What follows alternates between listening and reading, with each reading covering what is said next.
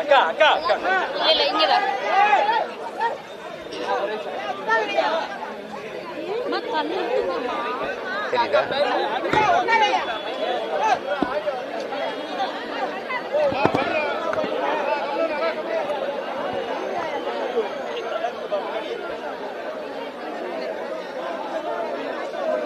நீங்க அமைதியா இருந்தா தான் நான் பேசுவேன். பின்னாடி கொஞ்சம் தம்பி, பின்னாடி அமைதியா இருந்தா தான் பேச முடியும்.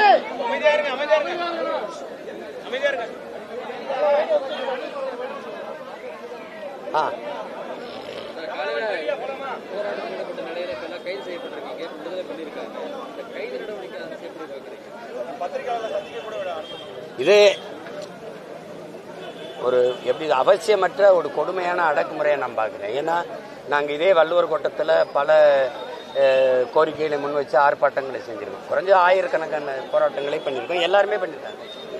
இன்னைக்கு மட்டும் திடீர்னு இது போக்குவரத்துக்கு நெரிசல் ஆயிரும், சட்டம் ஒழுங்குக்கு இடையூறு வந்துடும் அப்படிங்கிற காரணம் இருக்குல்ல, அது ஏற்கிறதா இல்லை. ரெண்டாவது நாங்கள் போராடுவோம், அப்போ அனுமதி இல்லாமல் போராடினா நீங்கள் இந்த மாதிரி உங்களை கைது செய்ய போகிறோன்னு முன்னாடி சொல்லிடுவாங்க. நாங்கள் ஊடகவியலாளர்களை சந்தித்து எதற்காக இந்த போராட்டத்தை நாங்கள் முன்னெடுத்தோம், எங்களுடைய கோரிக்கை என்னன்னு சொன்னதுக்கு பிறகு அவங்க சொல்லுவாங்க போகலான்னு சொல்லுவாங்க. சரி போகலான்னு நாங்கள் கைதாகி வருவோம். இது மாதிரி கூடாரங்கள் அடைப்பாங்க, பிறகு அந்த நேரம் முடிஞ்சோன்னே அனுப்புவாங்க. இதுதான் வளமையாக நடக்கிறது. ஆனால் இன்னைக்கு நீங்கள் ஊடகத்தையே சந்திக்கக்கூடாது அப்படிங்கிறது இது எப்படிப்பட்ட ஒரு கொடுமையான, நான் எதுக்காக அங்கே கூடணும்னே தெரியாது. இப்போ உங்களுக்கு முடிச்சு வீட்டுக்கு போகும்போது இப்போ என்னன்னு சொல்ல வேண்டியது இருக்கு. உங்களுக்கு இது நியாயமா நேர்மையா இந்த பிரச்சனையை அண்ணா பல்கலைக்கழக வளாகத்தில் தங்கச்சிக்கு நடந்த அந்த கொடுமையை உண்மையிலே அரசு நேர்மையான உள்ள சுத்தியோடு உளச்சான்றோடு அதை அணுகுது அப்படின்னா அதுக்காக போராடுறவங்களை தடுக்க வேண்டிய அவசியம் இல்லையே. தடுக்க வேண்டிய அவசியமே இல்லை. இப்போ நீங்கள் சரி போராடுங்க, உங்கள் கோரிக்கை நாங்கள் ஏற்கிறோம், அதுக்கு என்னென்ன அதை கவனத்தில் எடுக்கிறோம்னு சொல்லிட்டு போனால் முடிஞ்சு போச்சு. யாருமே பேசக்கூடாதுங்கிறது அதை முடக்கி போடுறது, அதை மறக்கடிக்கிறதுங்கிறது அது ஏற்புடையதல்ல. மேலும் மேலும் சந்தேகத்தையும் அது நமக்கு ஏற்படுத்துது. இப்போ நமக்கு ஒரு கேள்வி இருக்குது. ஒருவர் இவ்வளவு பெரிய புகழ்பெற்ற ஒரு அண்ணா பல்கலைக்கழக வளாகத்துக்குள் ஒருவர் உள்ளே சென்று அது என்ன சொல்லப்படுதுன்னா, இந்த தங்கச்சியினுடைய இதிலிருந்து என்ன வருதுன்னா, ஒரு பெண் அந்த தங்கையருடைய ஒரு ஆண் நண்பர், அதாவது அன்பிற்கினிய ஒரு தோழரோட போய் அமர்ந்து பேசினபோது அடுத்த 10வது நிமிடத்தில் அவர் இங்கே வர்றாரு. இன்னைக்கு தங்கச்சிக்கு நடந்திருக்குல்ல, அதே மாதிரி நேற்று ஒரு தங்கைக்கு நடந்திருக்கு. இப்போ அந்த தங்கைக்கு இப்படி நடந்திருக்குன்னு இந்த தங்கை சொன்ன பிறகு அதை விசாரிச்சா அதே இடத்துல அதே பெண்ணுக்கு அந்த பெண்ணுக்கு இதே மாதிரி வேற ஒரு இடத்துல உட்கார்ந்து பேசும்போது அதே மாதிரி 10 நிமிஷத்துல அவர் இங்க வந்திருக்காரு. இவருடைய வேலை என்னன்னா, அவங்க 2 பேரும் பேச, அவங்க நெருக்கமா பேசுறதை தூரம் இருந்து படம் எடுத்துட்டு இந்த காணொலி காட்சியை காட்டி மிரட்டல். இப்ப நீ இதை நீ நான் சொல்றதை கேட்கல அப்படின்னா இதை உங்க பேராசிரியர்ல எனக்கு நெருக்கம் காட்டுவேன், இதை வலைவெளியில ஏற்றி விடுவேன், வலைத்தளங்களை ஏற்றுவேன், உன்னுடைய பெற்றோர்களுக்கு அனுப்புவேன், பரப்பிவிட்டா உன்னுடைய எதிர்காலம் என்ன ஆகும், அப்ப என்னுடைய விருப்பத்துக்கு நீ கட்டுப்படு, இல்லை இணக்கமாயிரு அப்படின்னு சொல்றது. அப்ப அதுல இந்த மாதிரி இணங்குற பெண்களை ஆடையற்ற உடலோடு முழுக்க எடுத்து வச்சு மிரட்டி இப்ப காவலர்கள் சொல்றாங்கல்ல, நம்ம காவல்துறை என்ன சொல்லுது, அவர் ஏரோப்ளேன் மோட்ல போட்டாரு அப்படின்னு. அப்ப அவர் ஒருத்தர்கிட்ட பேசி இந்த சாருக்கு நான் என்னோட இருக்கிற மாதிரி அவரோடு நீ அனுசரிச்சு இருக்கணும்னு சொல்றாருன்னா, அப்ப அந்த சாரு யாரு, அந்த சாருக்கிட்ட இது ஏரோப்ளேன் மோட்ல இருந்தா இது யார்கிட்ட பேசினா இன்னொரு அலைபேசி வச்சிருந்திருக்கலாம்ங்கிறாங்க. எல்லாமே ஒரு யூகத்தின் அடிப்படையில் இப்படி இருந்திருக்கலாம், போயிருக்கலாம். ஒரு கேள்விதானே, அங்கே சிசிடிவி கேமரா வேலை செய்யலைங்கிறது நீங்களே சொல்லுங்க. 10 ஆண்டுக்கு முன்னாடி இந்த சிசிடிவி கேமரா நமக்கு ஆதரவா இருந்ததா? இல்லை. இது வர்றதுக்கு முன்னாடி இந்த நாட்டில் குற்ற நிகழ்வுகளை கண்டுபிடிச்சு தண்டனை கொடுக்கப்படலையா? இதை விட கடுமையான வழக்குலையெல்லாம் நம்ம காவலர்கள் விசாரிச்சு கொண்டு நிரூபிக்கலையா, நிறுத்தலையா? இதை ஒரு காரணமாக காட்டி ஒரு தனி மனிதன் ஒரு பிரியாணி கடை அந்த வளாகத்துக்கு முன்னாடி வைக்கிற இவருக்கு இந்த வளாகத்துக்குள்ள போய் பெண்களை, படிக்கிற பிள்ளைகளை இப்படி எடுத்து மிரட்டிடலாம்ங்கிற துணிவு எப்படி வருது? இது எவ்வளவு பெரிய குற்றம்னு அவருக்கு தெரியுமா தெரியாதா? அந்த குற்றத்தை செய்யற துணிவு எப்படி ஒரு தனி மனிதனுக்கு வரும்? ஒரு பின்புலம் இல்லாம, ஒரு இப்ப ஒரு அரசியல் பின்புலமோ ஒரு அதிகார பலமோ இல்லாம ஒருத்தருக்கு எப்படி வருது? இது ஒரே நிகழ்வு தானா? நமக்கு தெரிஞ்ச 2 நிகழ்வு நடந்திருக்கு. அப்ப இதுக்கு முன்னாடி எத்தனை? ஒரு தங்கச்சி துணிஞ்சு சொன்னதுனால இவ்வளவு பேர் நின்று உரித்து பேசுறோம். இப்போ சொல்லாமல் அச்சப்பட்டு மறைக்கப்பட்ட குற்றங்கள் இது மாதிரி எவ்வளவு? இப்போ அதை இவங்க அணுகிற முறை தான் நடந்துருச்சு, வருந்துரும், இனிமேல் இது போல் நடக்காது, நீங்கள் அச்சத்தை கைவிடுங்க, அது தவறு தான், அதுக்காக நாங்கள் வருந்துறோம், இதுக்கு கொடும் தண்டனை கொடுப்போம், அப்படி ஏதாவது ஒன்று பேசினா நமக்கு ஆறுதலாக இருக்கும். சும்மா ஏதோ மாப்பிள்ளை வீட்டுக்கு அவருக்கு மஞ்சள் பத்து போட்ட மாதிரி கையிலங்காலும் ஒரு கட்டை போட்டு சும்மா அவர் ஜாலியாக படுத்துருக்காப்புல, பார்க்கும்போது கையை காலை உடச்சி போட்டாங்கன்னு நாங்கள் நம்பணும். இதெல்லாம் எந்த மாதிரியான அணுகுமுறை இது? அது கேட்டால் ஒவ்வொருத்தரும் ஒரு காரணம் சொல்கிறாங்க. அவர் அவர் மனைவி இங்கே வேலை செய்யுது பேராசிரியராக, அதனால அதை கொண்டாந்து ஏழத்தானா விட வருவார்னு. 8 மணிக்கு என்ன விட வர்றாரு? சரி, அந்த பேராசிரியர் ஒரு மனைவி இருக்கல, அதை ஒரு தடவை பேச சொல்ல வேண்டியதானே. ஆமாம், என்னுடைய கணவர் அவர் என்னையை கொண்டாந்து வளாகத்தில் விடுறதுக்கு தான் வருவார் அப்படின்னா வளாகத்தில் விட்டு போண்டி தானே. அங்கே உள்ள காட்டுக்குள்ளே போய் தனியாக இருக்கிற பெண்களோட என்ன வேலை அவருக்கு? இதெல்லாம் ரொம்ப கொடுமையாக இருக்குது. எதிர்கட்சியாக இருக்கும்போது இவங்க ஒவ்வொன்றுக்கும் இந்த மாதிரி சம்பவங்களுக்கு கொடுத்த குரல்கள் என்ன? இதே 13 வயசு குழந்தைய ஒரு பெண் மகளை இந்த மாதிரி பாலியல் தொந்தரவுக்கு ஆளாக்கிட்டாருன்னு ஐயா முதல்வர் அவர்கள் கொடுத்த குரல் என்ன? இந்த கொடுமைக்கெல்லாம் முற்றுப்புள்ளி எப்போ எங்கள் அதிகாரம் வரும், நாங்கள் அப்படி செய்வோம் இப்படி செய்வீங்க. நீங்கள் இப்போ என்ன செய்கிறீங்க? என்ன எடுத்துட்டு என்ன ஆளுநரை சந்திச்சு என்ன போகுது? ஆளுநருக்கு இதுக்கு என்ன சம்பந்தம் இருக்கு? இப்போ இருங்க இப்ப பாருங்க, அதுதான் சொல்றேன். அது சொல்லுங்க. அண்ணா பல்கலைக்கழகம் மட்டும் இல்ல, அண்ணாமலை பல்கலைக்கழகம், சென்னை பல்கலைக்கழகம், கோவையில் இருக்க பாரதியார் பல்கலைக்கழகம், இங்க இருக்கிற தமிழ்நாடு கல்வியல் பல்கலைக்கழகம், மதுரை காமராஜ் பல்கலைக்கழகம், எதுக்குமே துணைவேந்தர் நியமிக்கப்படலை. ஒரு வேந்தரே இல்லாமல் பல்கலைக்கழகங்கள் எப்படி நிர்வகிக்கப்படும்ங்கிறத நீங்களே யோசிச்சு பாருங்க. ஏன் நியமிக்கப்படலை? ஆளுநர் எனக்கு தான் அந்த அதிகாரம் இருக்குன்னு அவர் ஒரு சண்டை போடுறது.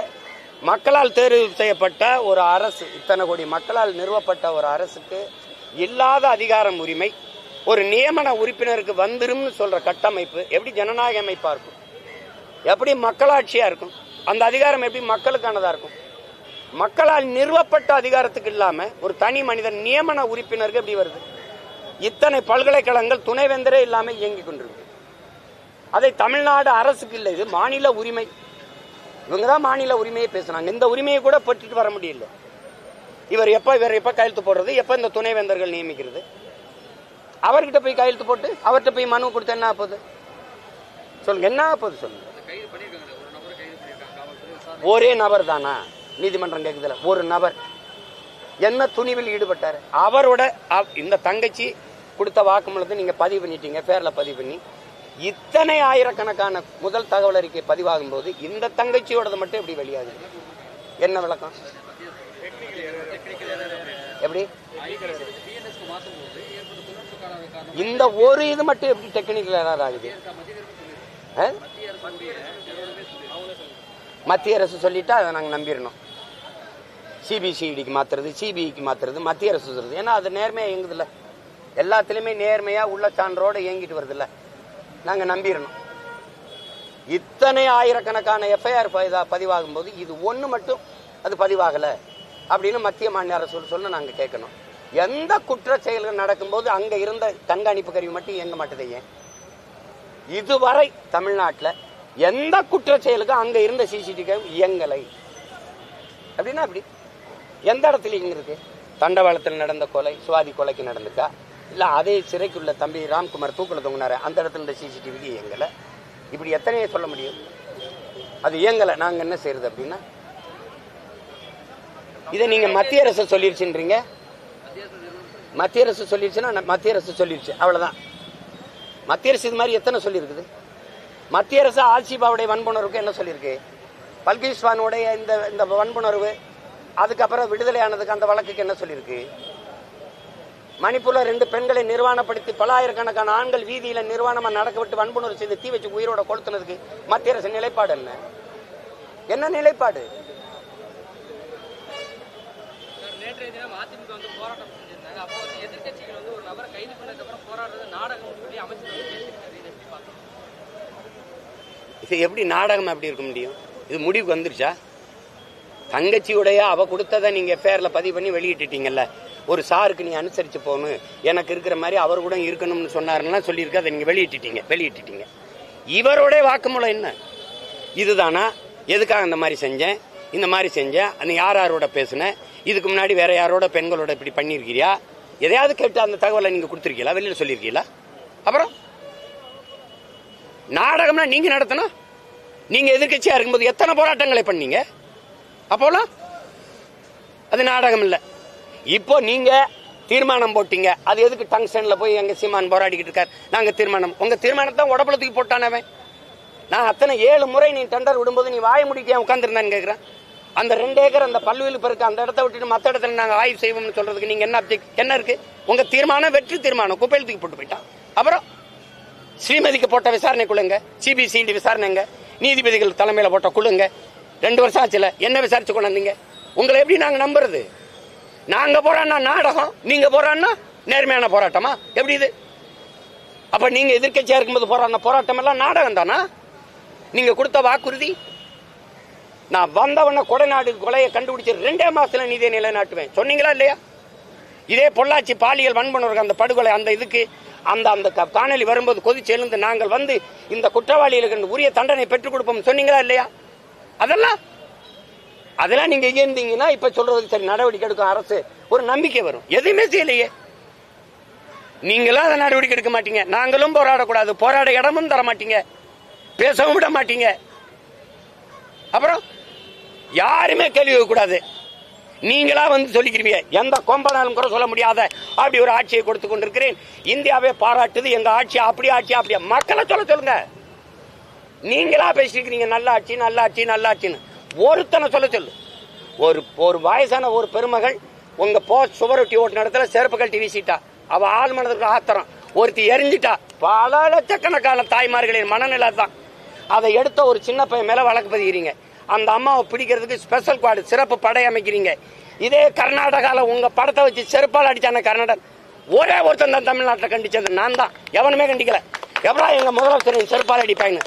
உங்க உருவப்படத்தை தூக்கி பொம்மையை வச்சுக்கிட்டு தூக்கி வச்சு பாடையில் வச்சு தூக்கிட்டு போனா அன்னைக்கு உங்க கூட்டணி கட்சி தானே ஆண்டுச்சு. நீங்க உங்க காங்கிரஸ் கட்சி உங்க கூட இருக்கிற கட்சிகள் ஒருத்தர் கண்டிச்சீங்களா? உங்க கட்சிக்காரர் கோவப்பட்டீங்களா? அந்த வயசான அம்மா எரிஞ்சிட்டதுக்கு இவ்வளவு தனி படையமைச்சு தேடுறீங்களே, கர்நாடகாவில் உங்களை அடிச்சான செருப்புல ஏன் நீங்க கோவப்படல? ஏன் சும்மா போட்டு நீங்க அது நாடகம் நடத்துது அப்படின்னா?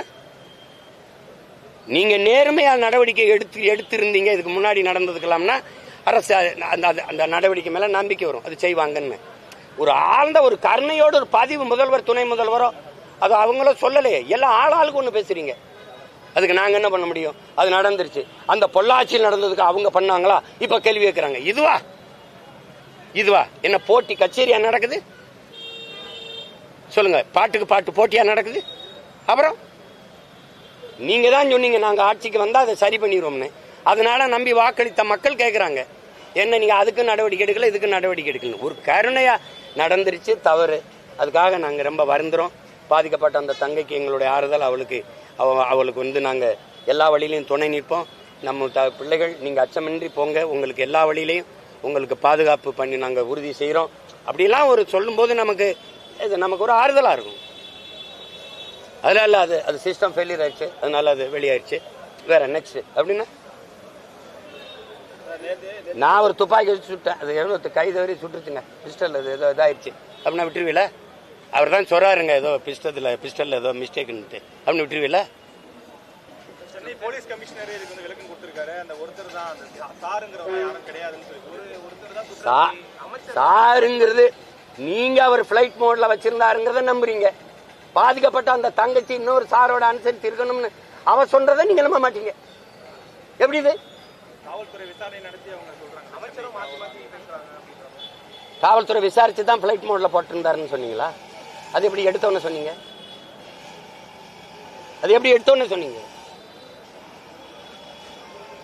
மாணவிகளுக்கு எந்த தடை வந்தாலும் அது உடைப்பேன் நேற்று தூத்துக்குடியில பேசும்போது முதலமைச்சர் ஸ்டாலின் சொல்றாரு.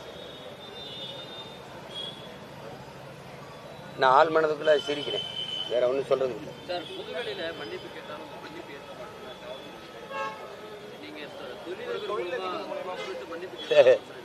அவரு அவ்வளவு பெரிய சீன்லாம் இல்லையே, அவ்வளவு பெரிய அப்பா டாக்கர் அவரு. நான் போய் மன்னிப்பு தம்பி, அவர் ஏதோ காமெடி பண்ணிட்டு அலைகிறாருன்னு. தம்பி என் பரம்பரையிலே கிடையாது தம்பி. நீ என்ன பெரிய, நீ யார் முதல்ல நான் உனக்கு மன்னிப்பு? நீ யார்? முதல்ல நீ யாருன்னு முதல்ல சொல்ற. எனக்கு நீ யாரு? நீ ஒன்றை மன்னிப்பு கேட்கணும். தவறு செஞ்சது நீ. நான் மன்னிப்பு கேட்க சரி. நம்ம தொழிலதிபர் கூட்டி வா. நீ பொது வெளிக்கு வந்துட்டில்லவா? கூட்டி வா. நீ கொண்டு வாங்கின யார் அந்த தொழிலதிபர்? நீ கெஞ்சின பத்திரிகையாளர்களை விட்டு, உயர் காவல்துறை அதிகாரிகளை விட்டு, நீ சொல்ற ஆளை விட்டு என்கிட்ட கெஞ்சின. நான் எதுக்கு அவரை சந்திக்கணும்? நான் எந்திரிச்சு போனேன். நான் ரிக்வஸ்ட் பண்ண உனக்கு மேல அதிகாரிகள்கிட்ட, அதெல்லாம் சரி வராதுன்னு நான் எதுக்கு பேசணும்னு. நீ அப்படியே நீ பெரிய இது மாதிரி பெரிய புனித பட்டம் கட்டிக்கிறேன். நீ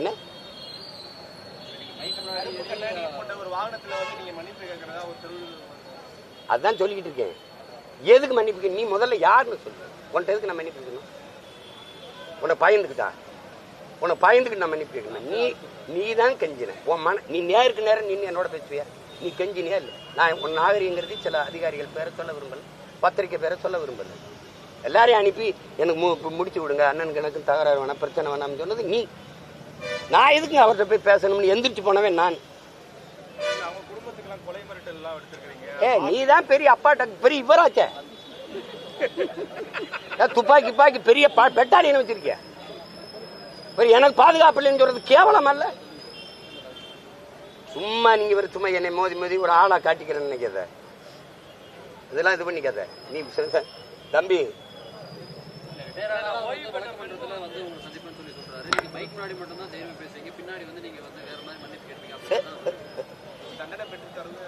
யாரு? நீ சரியான ஆண்மகன். எனக்கு தண்டனை பெற்று கொடு. நீ கொடுத்துறா. நீ பாக்கணும். கொடுத்துரு. நீ பாக்குற. நீ அக்யூஸ்ட். நீ காட்சி சட்டைக்கெல்லாம் மறைஞ்சிருக்கா. கிரிமினல் நீ. நீ நீ செல்போன் திருடன், ஆடியோ திருடன். 14 செல்போன் அதுலதான் ஆடியோ திருடன். நீ நேர்மையாளன் சொல்ற. இந்த ஆடியோ வெளியிட்ட ஐயோக்கிய நீ இல்லையா? நீயா இல்லையா? நீ சொல்லு. இந்த அரசு என்னோட மோத துப்பு இல்லாம நீ அவனை முன்னாடி நிறுத்திக்கிட்டு பின்னாடி இந்த ஆட்டம் காட்டிக்கிட்டு எதுக்கா? நீ அவன் தப்புன்னு டிஜி ப்ரொமோஷன். அதுவும் பொண்டாட்டியும் புருஷனையும் ஒரே பக்கத்து அனிமன் ட்ரிப் மாதிரி இவர் இங்க இருப்பாரு, அவங்க திண்டுக்கல் டிஐஜி வேற இடத்துக்கு போட மாட்டேன். எல்லாருக்கும் பணி மாறுதல், இவருக்கு மட்டும் அதே இடத்துல. என்ன பண்ணிடுவேன்? நீ என்ன பண்ணிடுவேன்? நீ என்ன பண்ணிடுவேன்னு சொல்லு. என்ன பண்ணிடுவேன்? தண்டனை பெற்று என்ன பண்ண சொல்லு. யாரு? அவர்கிட்ட சொல்ல சொல்லு. ஆரம்பிச்சது நீ. செல்போனை திருடிட்டு போய் இதை போட்டு ஆடியோ போட்டு திமுக ஐடி விங்கி கொடுத்து அங்க இருக்கிற சில அல்லக்கைகள் கொடுத்து பேச வச்சது நீ. தொடர்ந்து வந்து நாம் தமிழ் கட்சி வருண்குமார் அவருக்கு வந்து மோதல் போயிட்டு நீங்க வந்து டிஜிபி அலுவலகத்துல கம்ப்ளைண்ட் கொடுத்துருக்கீங்க. இப்போ அவர் வந்து ப்ரொமோஷன் கொடுத்துருக்காங்க. நீங்க வந்து கோர்ட்டுக்கு போறீங்களா? அதை ரசிக்கிறேன். நீ கொடு. நீ எனக்கு நீ வந்து உனக்கு நேரடியா மோதம் இல்லை. அவர் ஒரு காய் சட்டைகளுக்கு வச்சு இதை சீண்டி பாக்குற. நான் அதை கண்டுக்கிறாம போகணும்னு நினைக்கிறேன். உங்க மாதிரி ஆளுங்க திருப்பி அதை இழுத்து விடுறீங்க. எனக்கு அவர் ஒரு ஆளு. அதான் சொல்றாரு. நீங்க இதை கேட்டுக்க வேண்டியதில்லை. எனக்கு பதில் என் தங்கச்சி எல்லாம் பேசியிருக்கணும். இதெல்லாம் நீங்க பேச வைக்கிறீங்க. என்னைய நான் என்ன வேலை செய்யறேன், அவர் என்ன வேலை செய்யறாரு. நான் அவருக்கும் அவர் பிள்ளை வீட்டுக்கும் சேர்த்து போராடிருக்கேன். அது தேவையில்லாம அவர் போயிட்டு என்ன முடிவு கொண்டு வரணும்? அதான் சவால் விட்டில. அப்ப மோதிர வேண்டியதான். நீ யார்? நீ என்னை போய் நீ அந்த ஒரு போலீஸ்காரன், நீ அங்க போய் போலீஸ் வேலையை தான் பார்க்கணும். இவ்வளவு பெரிய வேலை செய்யற ஒரு சாதாரண இதுல இருந்து நின்று இந்த மொழிக்கும் இனத்துக்கும் மக்களுக்கு மனுக்குமா போராடி 136 வழக்க வாங்கி நின்று ஒருத்தன் கடை வச்சுட்டு 14 வருஷமா முடங்கி இருக்கு. ஒன்னும் செய்ய முடியாது. எத்தனை அவமான ஏச்சு பேச்சு எல்லாத்தையும் தாங்கிட்டு இந்த மக்களுக்காக நின்று போராடுறேன்னு வந்து Tamil fascist, Tamil chauvinist, separatist, பிரிவினைவாதின்னு பேசுவேன். போலீஸ்காரன் வேலையாது. எப்படி நீ பேட்டி கொடுக்குற? நீ ஒரு டிஐஜிக்கு வந்து ஒரு அரசியல் கட்சி தலைவர் மாதிரி நீ திமுக மாவட்ட செயலாளரோட என்னை ஏற்று பேசுற. தம்பி அன்பில் மகேஷோ ஐயா நேரு கூட என்னை பத்தி பேச மாட்டாங்க. நீ உட்காந்து அவர் வந்துங்க அவர் எதுன்னு அதுக்கு பேசாம நீ மாவட்ட செயலாளர் பதவி வாங்கிட்டு கட்சியில் போய் நின்ற வேண்டியதானே. எதுக்கு இவ்வளவு பேருக்கு நீங்க பேசுங்க? என்னைய அவரையும் முன்னாடி நிறுத்துறீங்க. நாங்க 2 பேரும் ஒரே ஊருக்காரன். அவரு காவலர்கள் தின்றது. எங்க வழக்கு போடு அவர் அங்கேதான் தூக்கி கொண்டு வச்சு விசாரிப்பாரு, சிறையில் போடுவார். அவர் பேசினதெல்லாம் உங்களுக்கு சொன்ன இதுல சொல்ல முடியுமா? அவர் மோதுறதுன்னு ஆயிடுச்சு. அப்புறம் மோத வேண்டியதானே. தம்பி நீ ஆஃப்டர் ஆல் போலீஸ் ட்ரைனிங். நான் யாருன்னு தெரியுமா? போராளி பயிற்சியாளன். நீ இந்த ஊருக்குள்ளதான் ஒட்டு பேப்ப உழவு வைப்ப. நான் உலகத்தை உழவு பார்த்த தலைவனின் மகன். நீ சும்மா போட்டு இது பண்ணிட்டு இருக்காத. நீ போட்டு நீ என்ன வேணாலும் செஞ்சு பாரு. நீ செஞ்சு பாரு. மோதுவோம் ஆயிடுச்சுல மோதுவோம். இதே அதிகாரம் அந்த திமுக இருக்கிறவர் தான். இவங்களை நம்பிட்டு நீ ஆடிட்டு இருக்க. 26க்கு அப்புறம் இவங்க என்ன பாடுபடுறாங்கன்னு பாரு. இந்த திராவிட தீர்ப்பு கையில் நீ பேசிட்டு எந்த போராட்டம்? நியாயமான ஒரு இது விசாரிச்சு உண்மையை வெளியில கொண்டு வரல அப்படின்னா எந்த துணிவுல இவர் செஞ்சாரு? அவருடைய ஸ்டேட்மெண்ட் என்ன? அவர் என்ன சொல்றாரு? எதனால இந்த குற்றச்செயல ஈடுபட்டார்? இந்த ஒரு தங்கச்சி தானே, அதுக்கு முத நாள் இன்னொரு தங்கச்சியை தொந்தரவு பண்ணியிருக்காரு. அப்ப அந்த பெண்களை உடைய கழட்ட சொல்லி உடையற்ற உடலோடு காணொலி எடுத்திருக்காரு. அந்த காணொலியை அவர் என்ன பண்ணார்? அதெல்லாம் யாருக்கு அனுப்புனார்? அதை பற்றிய தகவலே வரலையே.